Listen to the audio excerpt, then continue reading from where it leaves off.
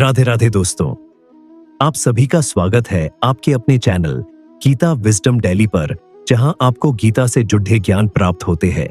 ये है पाठ 2 गीता अध्याय 2 का। तो आज इस वीडियो को हम श्लोक 10 से शुरू करेंगे। तो आइए प्रारंभ करते हैं इस वीडियो को।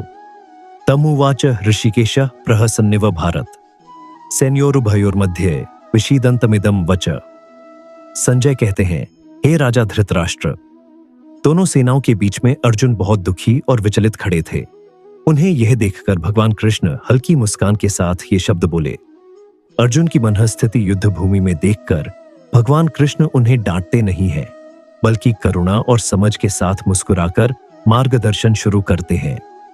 यह मुस्कान यह दिखाती है कि कृष्ण उनकी परेशानी समझते हैं और उन्हें मानसिक बल देना चाहते हैं। संकट की घड़ी में धैर्य, विश्वास और सही मार्गदर्शन कितना महत्वपूर्ण है, यही कृष्ण की मुस्कान हमें सिखाती है।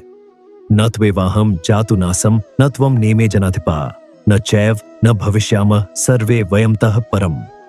कृष्ण कहते हैं, मैं भी हमेशा से हूं, तुम भी रहे हो और भविष्य में भी रहोगे। इसका मतलब है कि आत्मा समय से परे है। केवल शरीर बदलता है, लेकिन आत्मा शाश्वत है, यानी मृत्यु से डरना व्यर्थ है। जैसे इंसान कपड़े बदलता है, वैसे ही सिर्फ इंसानी शरीर बदलता है, आत्मा नहीं। यह कृष्ण आत्मा की शाश्वतता समझा रहे हैं। आत्मा न तो किसी समय उत्पन्न होती है और न ही समाप्त।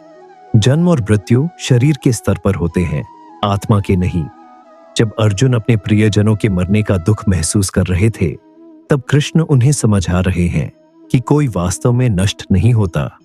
जो दिख रहा है वह केवल शरीर का परिवर्तन है। देहिनोस्मिन् यथा देहे कौमारम यौवनम जरा तथा देहांतर प्राप्तिर धीरस्तत्र न मुह्यति। जैसे शरीर में बचपन से युवावस्था और फिर वृद्धावस्था आती है, वैसे ही मृत्यु के बाद आत्मा नया शरीर प्राप्त करती है। धैर्यवान व्यक्ति इसमें भ्रमित नहीं होता। हम रोज शरीर में बदलाव देखते हैं, आज स्वस्थ, कल बूढ़ा, फिर भी हम जीते रहते हैं। उसी तरह मृत्यु शरीर का अंत है, आत्मा का नहीं। आत्मा नई यात्रा पर निकलती है। जो इसे समझ लेता है वह मृत्यु से डरता नहीं और जीवन की अनिश्चितताओं में भी स्थिर रहता है। मात्रा स्पर्शास्तु कौन्तेय शीतोष्ण सुखदु खदा आगमापाइनो नित्यास्तान स्थितिक्षस्व भारत। इंद्रियों के संपर्क से शीत, उष्ण, सुख और दुख जैसे अनुभव होते हैं। ये आते हैं और चले जाते हैं, स्थायी नहीं है, इसलिए इन्हें सहन करो। हमारी इंद्रियां हर पल बदलती परिस्थिति के साथ प्रतिक्रिया करती है। कभी आराम, कभी परेशानी, कभी खुशी, कभी दुख। ये अनुभव स्थायी नहीं है।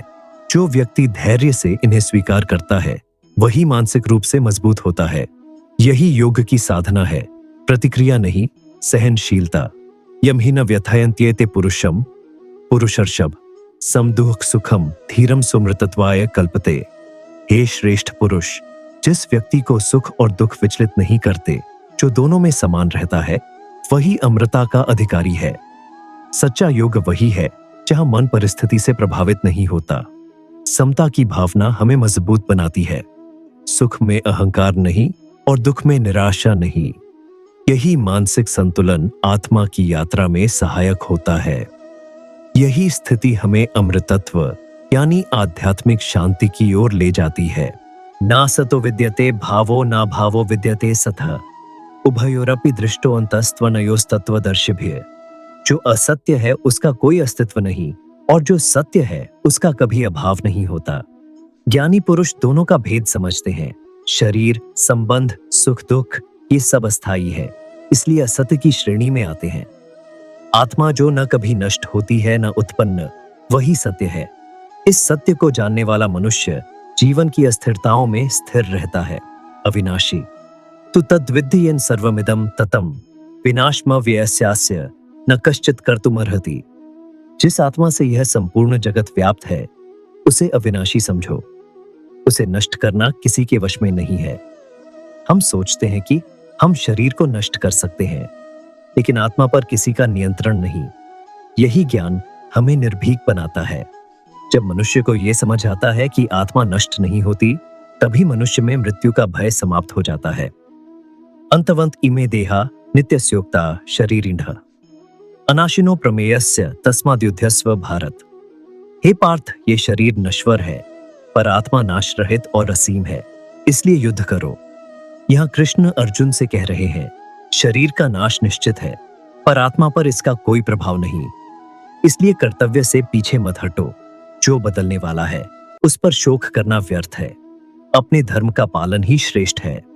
यह एनम वेत्ति हंतारम यश्चैनम मन्यते हतम उभौ तौ न विजानीतो नायम हंति न हन्यति। जो समझता है कि वो आत्मा को नष्ट कर देगा वे भ्रमित हैं। आत्मा न किसी को नष्ट करती है और न किसी से नष्ट होती है। हम शरीर को ही सब कुछ मान बैठते हैं और इसीलिए मृत्यु का डर पैदा होता है, लेकिन आत्मा पर किसी का प्रभाव नहीं पड़ता। यह ज्ञान अज्ञान को दूर करता है और मन में स्थिरता लाता है। न जायते म्रियते व कदाचिन नायम भूत्वा भविता व न भूय अजो नित्य शाश्वतोयम पुराणो न हन्यते हन्यमाने शरीरे। आत्मा न कभी जन्म लेती है न कभी मरती है, यह न तो कभी उत्पन्न होती है न नष्ट। यह अजन्मा, नित्य, शाश्वत और पुराना है। शरीर के नष्ट होने पर भी आत्मा नष्ट नहीं होती। जन्म और मृत्यु केवल शरीर की घटनाएं है। आत्मा समय, स्थान और परिस्थिति से परे है। यह ज्ञान अर्जुन के मन में गहराई से बैठाकर उन्हें मृत्यु का भय छोड़ने में मदद करता है। दोस्तों, ये श्लोक हमें सिखाते हैं कि जीवन में बदलाव, सुख दुख, मृत्यु ये सब अस्थायी है। जो स्थायी है वो आत्मा है। जब हम आत्मा के सत्य को समझते हैं तो डर, शोक और भ्रम खत्म हो जाते हैं। हमें अपने कर्तव्य का पालन निडर होकर करना चाहिए। अगर आपको ये वीडियो पसंद आया हो तो लाइक करें, शेयर करें और सब्सक्राइब करना न भूलें। अगले वीडियो में हम आगे के श्लोकों की चर्चा करेंगे। तब तक आत्मा के सत्य को याद रखिए और अपने जीवन में धैर्य बनाए रखिए। जय श्री कृष्ण।